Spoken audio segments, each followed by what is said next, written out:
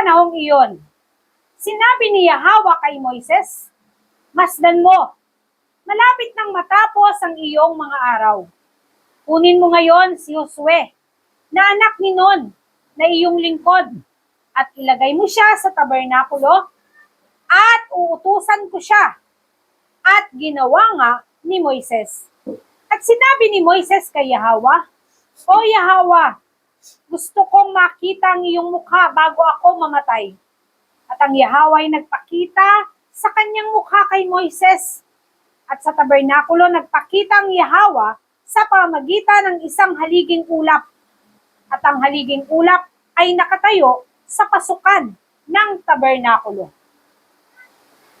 Okay. Mamamatay na lang makakita eh. Doon sa Mount Sinai, nakita ni Moses Yahweh, ulap lang. Pati sa mga, dito sa mga tao, ulap lang.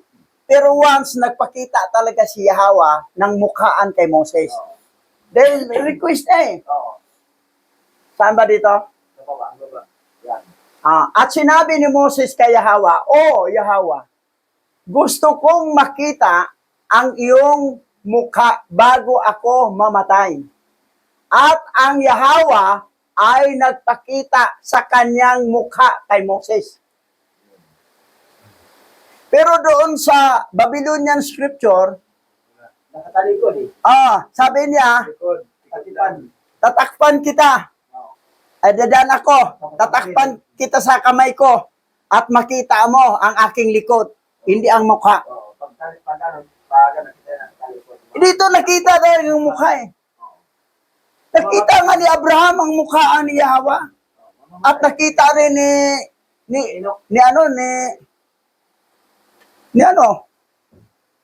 ni Adan, ang mukha ni Yahweh.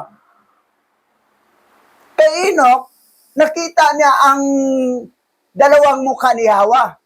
Ang isa higante at ang isang naturalang laki. Na dalawa pala ang personality ni Yahweh. Bagamat isa lang ang Yahweh kasi isa lang kaluluwa, pero ang personality ni Yahweh dalawa, isang higante at isang normal. Ang nakita ni Moses, ni Abraham at saka ni Adan, yung normal lang na laki. At yun yung Yahweh ang nagkatawang tao nga naging Yahweh siya.